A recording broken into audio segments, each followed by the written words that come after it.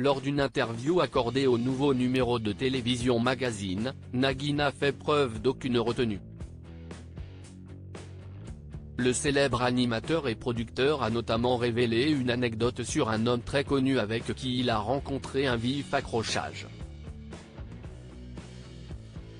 Le 3 novembre prochain, Nagui va présenter un nouveau numéro très attendu de Taratata sur France 2. Un concert événement a été enregistré à l'Accor Arena à Paris pour fêter les 30 ans de l'émission. En marge de sa diffusion, l'animateur en fait la promotion un peu partout dans les médias.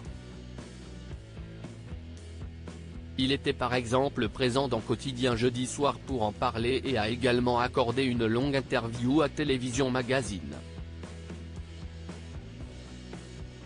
Il y a abordé plusieurs sujets, comme son non-regret d'avoir quitté l'animation de Tout le monde veut prendre sa place en 2021, et sa joie même de ne plus prendre part au jeu, mais il a aussi révélé une anecdote méconnue sur Jean-Pierre Elkabbach. Le grand journaliste décédé au début du mois d'octobre a un temps été le patron de Nagui, lorsqu'il était à la tête de France Télévisions. Toutefois, le mari de Mélanie Page n'en garde pas un très bon souvenir.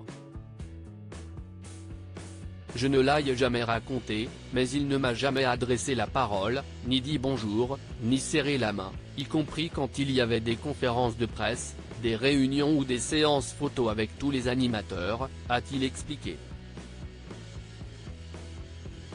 Nagui fut alors très surpris lorsqu'un beau jour, Jean-Pierre Elkabbach l'invite à dîner. Je me retrouve à la table d'un restaurant italien. Le rendez-vous était fixé à 21h. J'arrive à 20h50, lui à 22h05. Il s'installe devant moi, nous commandons des assiettes de pâtes, a-t-il recontextualisé.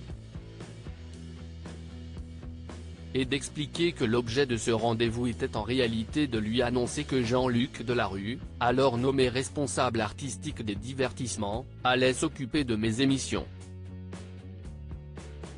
Et que, si elles lui plaisent, elles seront alors diffusées. Un choix que n'a pas du tout compris Nagui, lequel s'y est même vivement opposé. Delarue était un producteur de magazines, de talks, de docs, peut-être de fiction même, mais pas de divertissement, donc je ne voyais pas pourquoi j'avais des comptes à lui rendre. Face à la réaction négative de son animateur, Jean-Pierre Elkabbach a tout bonnement décidé de quitter le restaurant. Là, les plats arrivent. Il se lève, me souhaite une bonne soirée et s'en va.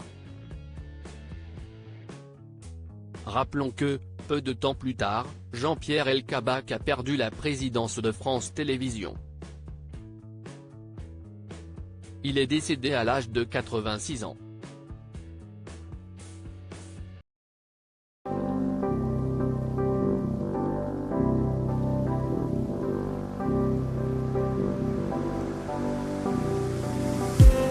I just need